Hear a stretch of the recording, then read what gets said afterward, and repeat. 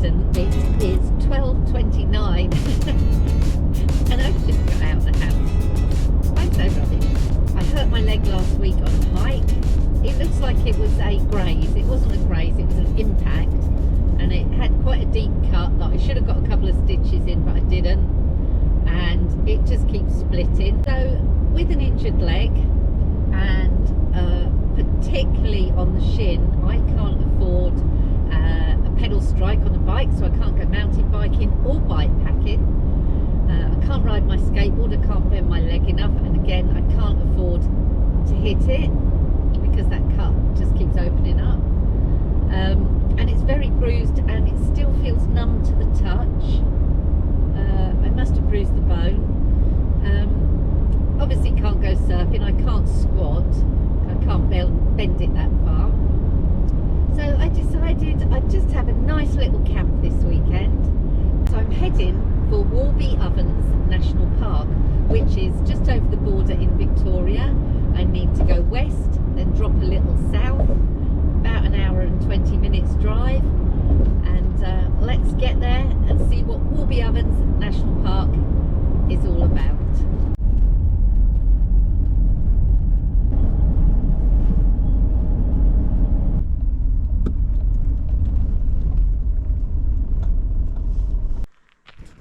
I've been down some beautiful rural roads, quite flat around here, but very pretty. And now I have arrived at Warby-Ovens National Park. There's a lot of flies here, but it is cattle country, I think. So I've driven around perhaps 10 kilometres on the fire roads, and I've come to the campsite, which is here. This is the forest camp. So there's no phone signal here at all, and guess what nincompoop didn't download a map. So I have no idea how I'm going to get out, and I need to hike to the place I want to fossick. I don't know how I'm going to do that either. I'll have to get inventive, try and see if I can work out a way without getting lost. I think I'll just have a scout about, go to the loo, and perhaps think about hiking to do some fossicking. The toilets are nice and clean. It's a drop toilet, but there's ladies and gents, and it's very clean. I think I'll try and drive to the fossicking area because I'm less likely to get lost in the car than I am walking. The gravel roads here are in excellent condition, very smooth, and you can get up some speed. On my way to find a phone signal, I saw a track name I recognised as being near the fossicking area, so I've turned down about 3 tracks now, and actually there is no river. I thought on the map it shows there's a creek. So this creek here, I believe, is the one I should be able to fossick in. It's obviously not running, but I don't know if it's possible to fossick. And there are lots of there's lots of quartz here, lots and lots of it, and lots of ants. I'm on the track that is shaded in pink, and that is the fossicking area, but I can't see anything to fossick. It will just be gemstones in the bush, and I really don't know how to do that at all.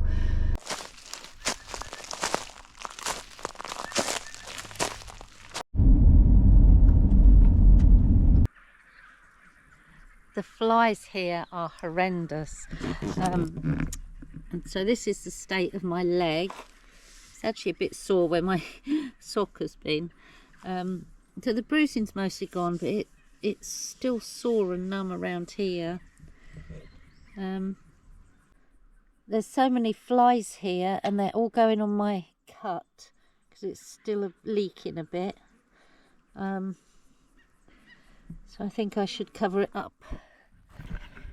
Yeah, I better put a bandage on it, I think.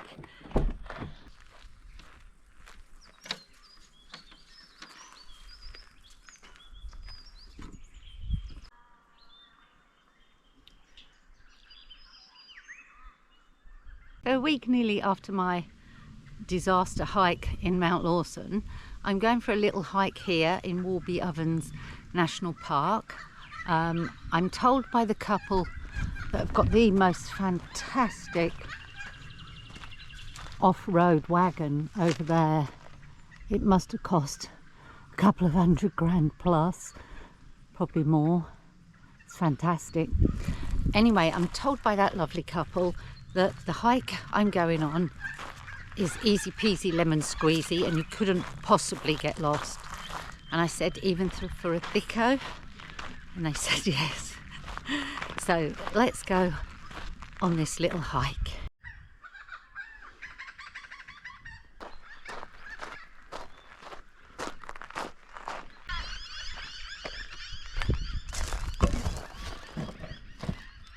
Here you can pick up a laminated guide to all the flowers that you're going to see hopefully on this walk. There's all sorts, orchids, quite a few orchids actually. I hope some of them are in bloom. It's just gone mid-spring here. So let's see what this walk has in store. To minimise any risk of falling, I haven't brought an extra tripod, an extra camera. I've left them behind. I've got my Manfrotto off-road tripod slash hiking pole. I've got my hiking poles in the car, but I haven't brought them on this walk because I'm told the track is very easy. Let's see if I can make a mess of it. Let's see how many flowers I can see. There's lots of these yellow ones. I can't actually see them on here. Perhaps it's that one. A yam daisy. I'm so very conscious of looking at the ground. I really don't want to fall.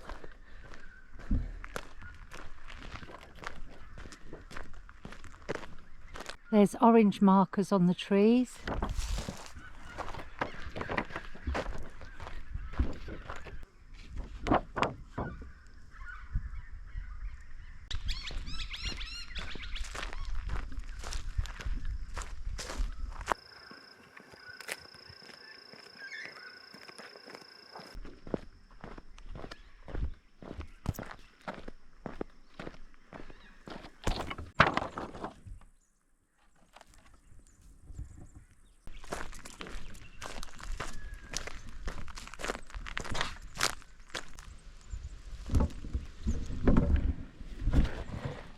I think the purple flower could be the wax lip orchid, but the picture shows them from the back side. The front side has a yellow centre.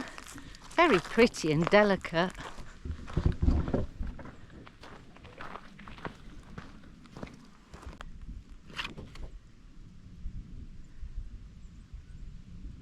From the guide, can't see a creamy coloured one at all. Again, very pretty and very delicate.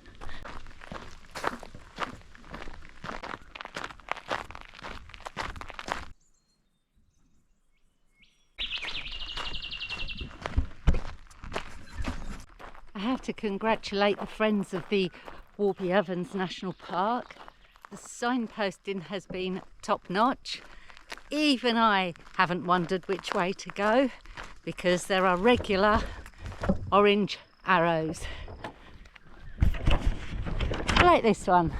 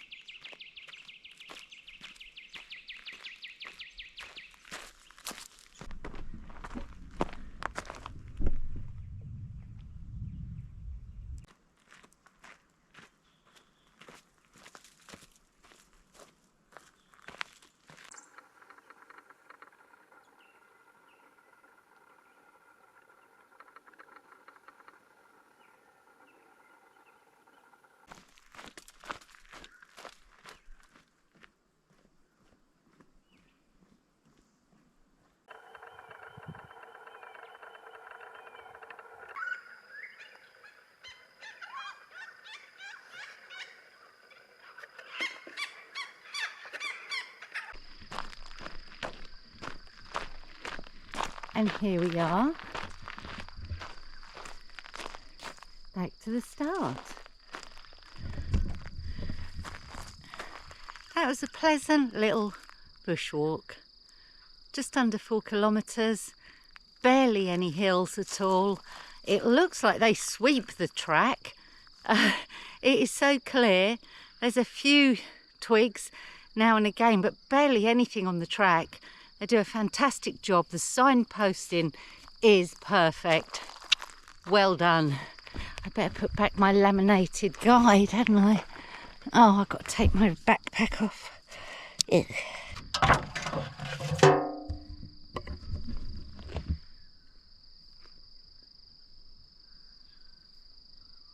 Nice job.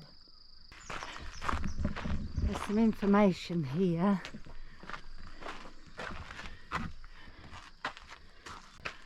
I'm here and I've just been on this loop here.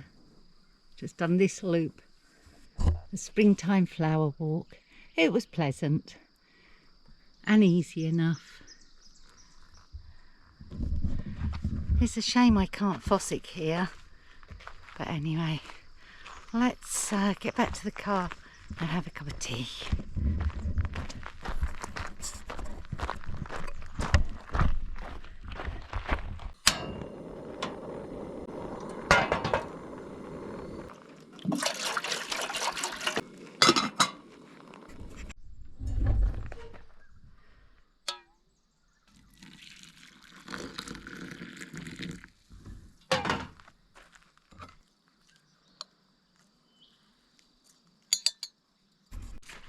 So I've just got some fly screen and shut it in my door with the windows open because it's very hot in the car. It's been a hot day.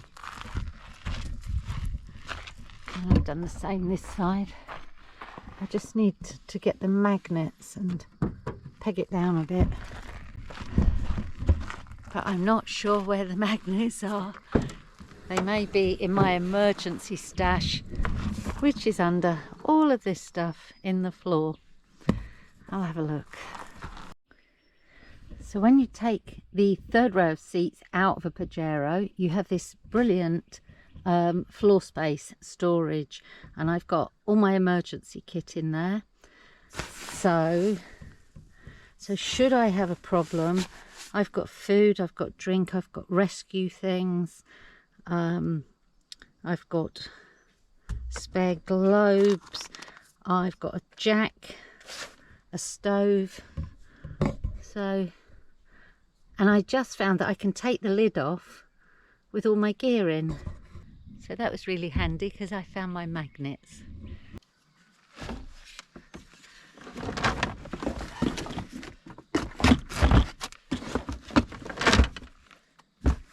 And I bought 2 slimline boxes that fit under my table, so I can just lift the table on top of them or lift the lid and get stuff out. So I've got my hiking gear in here and my normal clothes in there.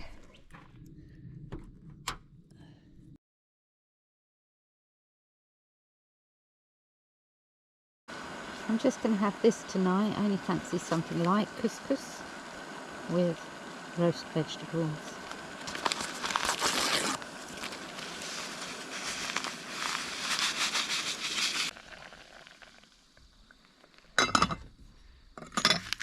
Cheers.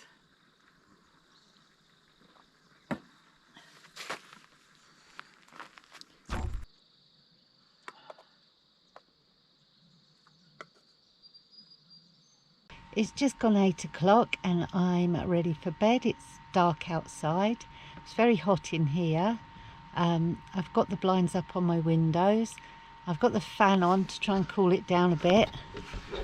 That's my little USB charged fan I got from Amazon. It's got 4 speeds. I've never run it out of battery, so I don't know how long it lasts, but it's USB-C chargeable. All good with that so far. If you want to buy one yourself, you'll find a link down in the description box. If you head over to nosecondseason.com, my website, you can see a blog there that lists all of my gear, and it would be great if you bought it from that, because I don't get any commission yet, but I might do one day if I sold enough. And thank you for joining me today. If you haven't subscribed, perhaps you could think about doing that, but it's just nice to have you along anyway. I'm gonna try and get some sleep now. It's a bit early, it's only just gone 8, but I am quite tired. I've made a bit of a nincompoopish mess again with my packing. So many things gone wrong. I hadn't charged my torch that goes, my headlamp, or there's something wrong with it, because I've never not charged it. I always charge everything when I get back, but I had let my Garmin run out of charge, and I don't turn it on, so I'm not sure why everything's running out of charge all of a sudden. I don't know what I did, but anyway, that was a bit silly, and good job I didn't have to rely on it for anything. I don't think there's a good moon tonight, so I probably won't be filming anything in the night, but I might get out and have a look, see if there's some stars if I wake up. Otherwise, I'll see you in the morning. Night for now. Morning. It's getting on for 7 o'clock. It's light outside, obviously, and I slept pretty well. I'm really tired. I don't know why. I don't feel like getting up, but it is only a little bit chilly. It's not cold. So I need to get up, get a coffee and get some breakfast. And there's a little hike I think I'll do. It's only just over 1 kilometre. So I did the south flower walk, and there's a north flower walk. So I think I might do that after breakfast.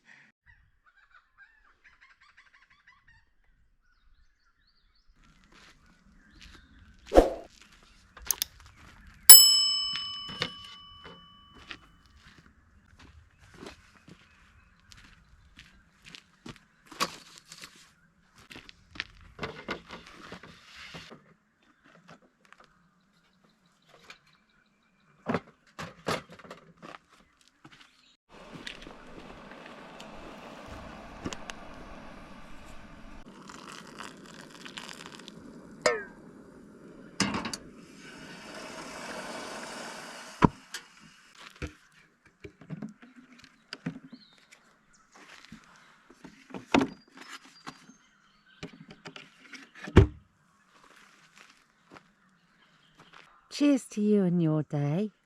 The sun's just coming up and it'll warm it up a bit. It's quite in the shade here, a little bit chilly,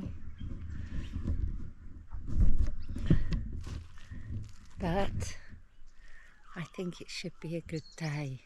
The sun is beautiful, isn't it? We take it for granted, but we wouldn't be here without it.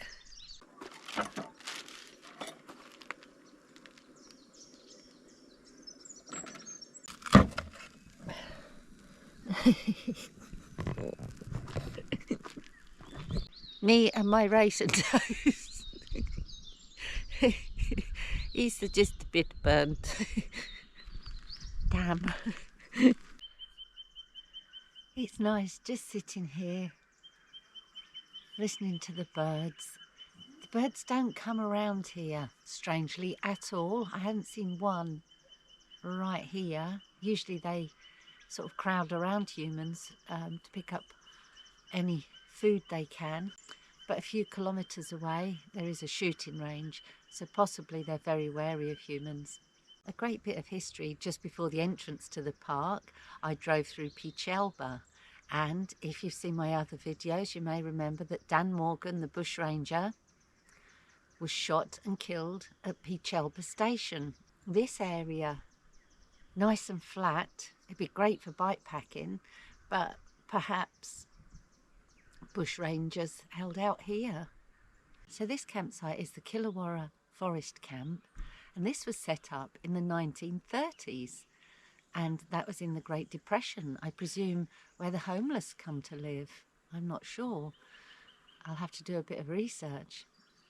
But in the Second World War, it was opened up as an internment camp for Italian immigrants. So I'm quite impressed with the Warby-Ovens forest. It's very long and thin and goes north-south direction. It's definitely worth printing up one of these. This is the Warby-Ovens National Park Visitor Guide, and it lists each hike. There's 11 of them. It grades them for difficulty, has a time and a distance. Very good.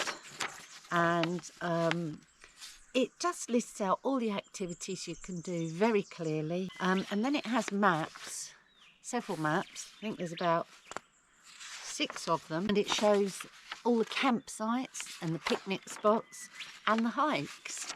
And so this is the forest camp where I am. That circled bit is the prospecting area. So yeah, I'm really impressed with how organised they are.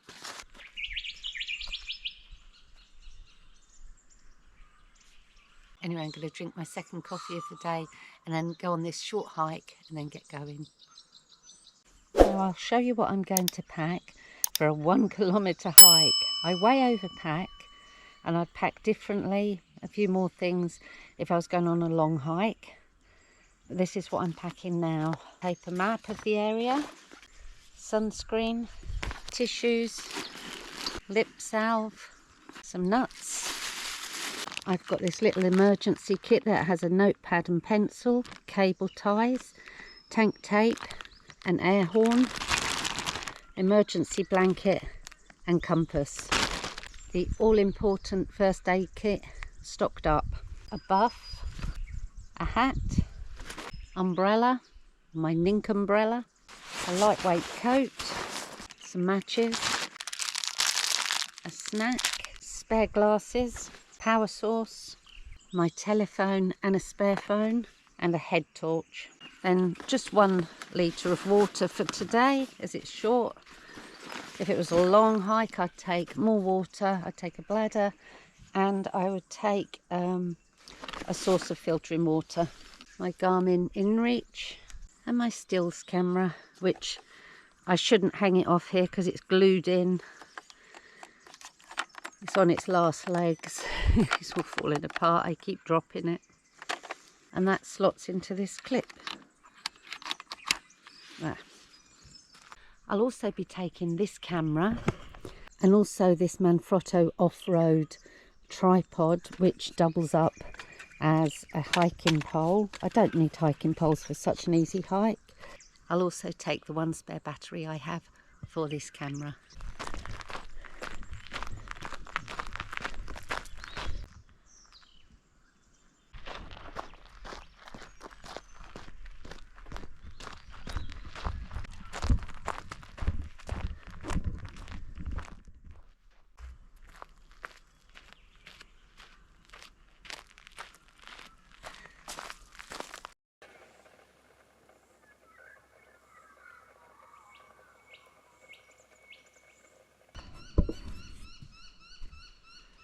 There's a wallaby just bouncing off over there.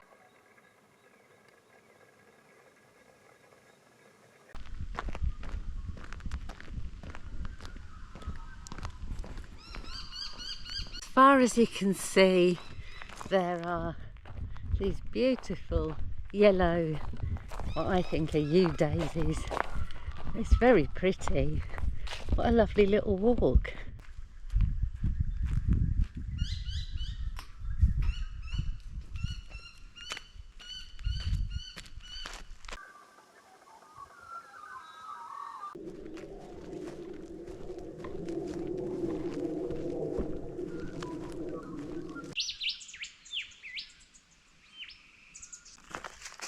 So the trail points left here, but there's no discernible track.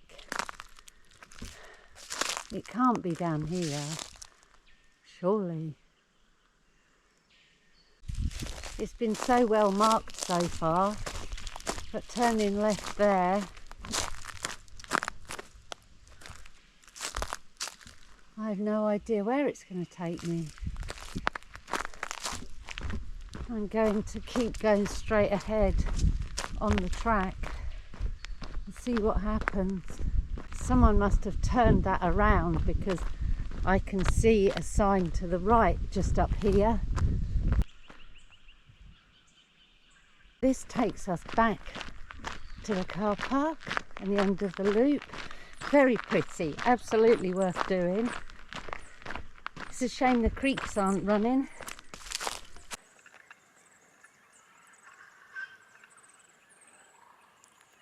And so that was the springtime flower loop north, and doesn't take long, very pretty, lots of birds.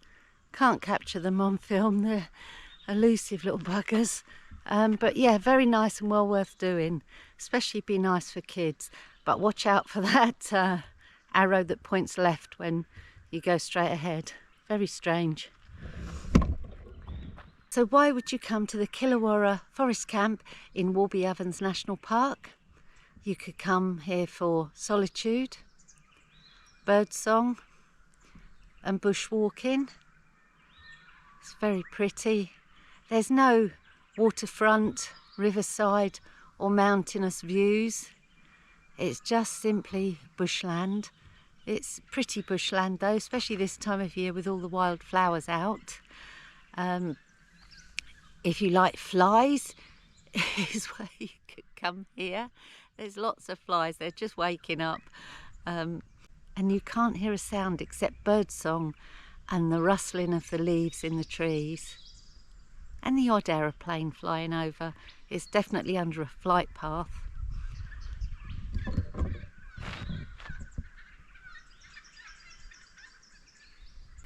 You are allowed fires here. There's fire pits and grills and picnic tables. There's around 10 of these parking bays. There's a sheltered picnic area here.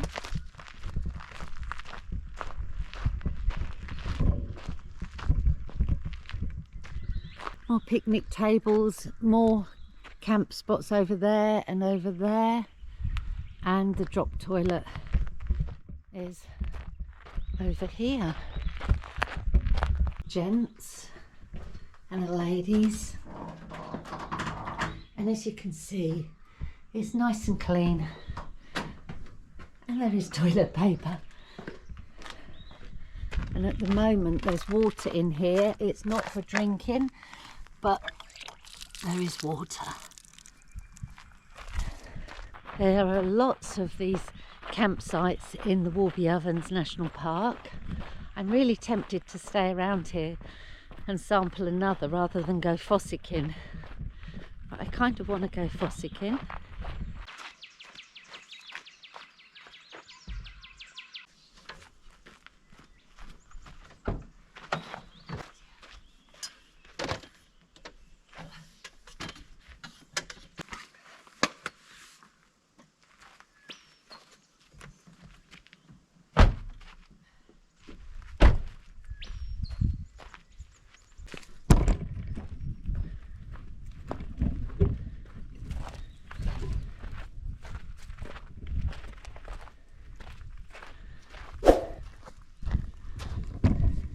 So we're all looking good to go. So let's get going. I'm not sure where. I'll get to the edge of the park and then decide.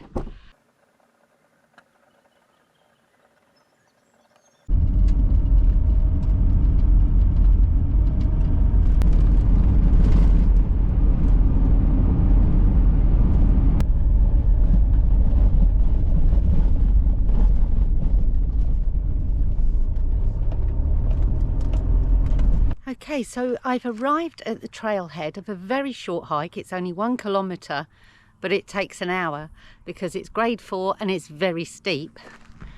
So I may actually fail at getting up there with my gammy leg, but we will see.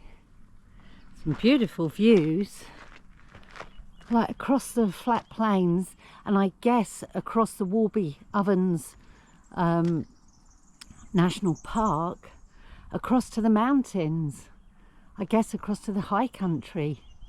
So this is still the Warby-Ovens National Park. And this is the walking track I'm going to do, Chick Hill walking track. Let's get it done. It's a bit hot.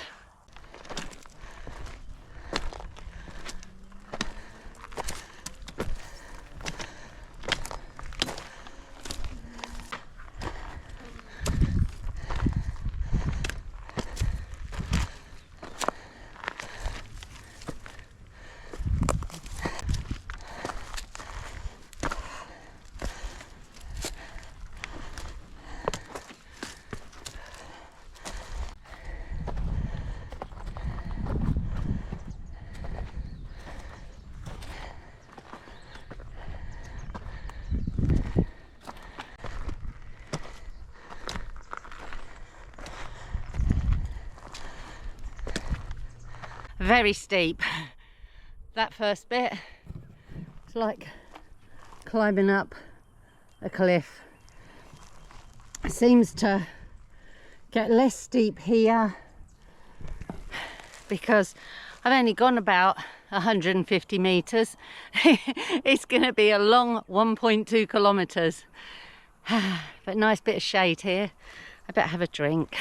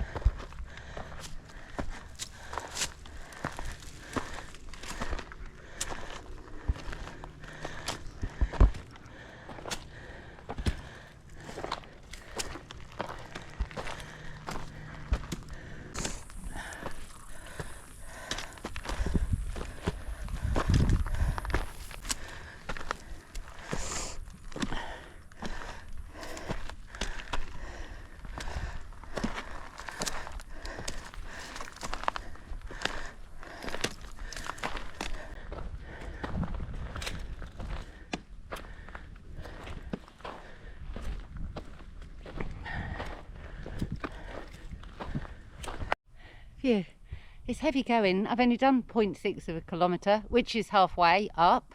I've got the other half to go. So that's when you get here. There's a lot more steep climbing to do. So, yeah, I better get on with it. It's going to be hard coming down.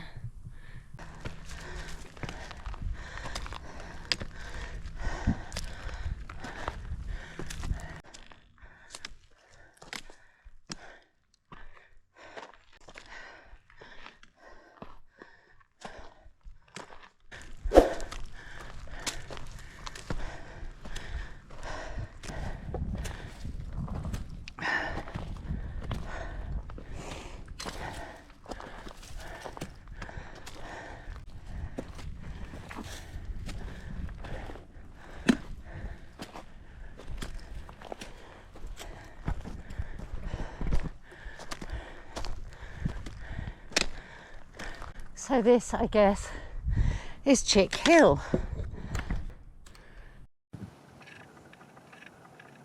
Right, I've had something to eat and drink. I'm going to make my way down. This is going to be the hard bit. It is steep and loose. The rocks aren't loose though. You know, the rocks you need to step on aren't loose, but there are a few loose rocks, but the dirt is loose. And I'm hoping there'll be some views on the way down, because obviously you can't see with your back to the views. So let's get going down.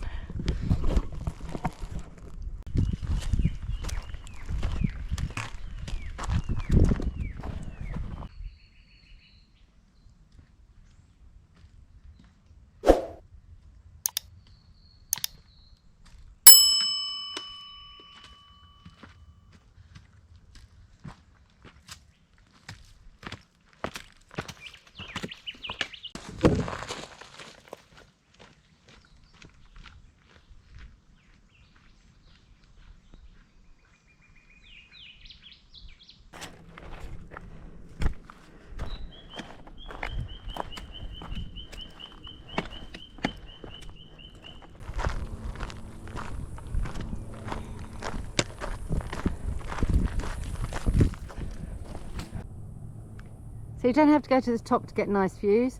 There's nice views of the high country from here. I'm not sure whether that's Mount Buffalo.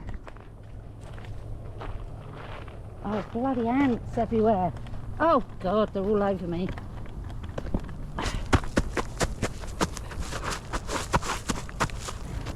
We're covered in ants and they were really trying to bite me. Horrible little things.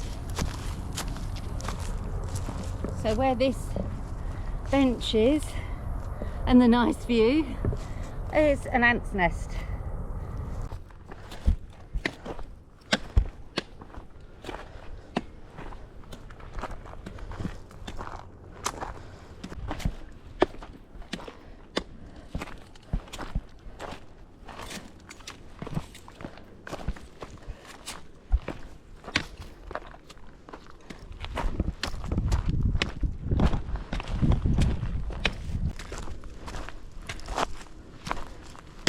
We're nearly there, not far to go.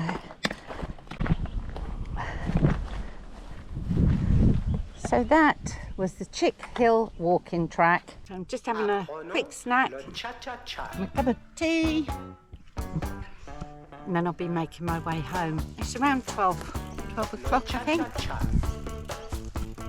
So Warby-Ovens National Park. What I've seen of it is very nice, I like it. The fire roads are silky smooth, so I'd certainly come back in Madge. It's so much more to see. I've barely seen any of it, and what I have seen I've liked, so perhaps I'll come back one day. So I'm well on my way home now, and it's only 1:15, but I'm quite tired, so I'll get going because I need to go to my daughter's.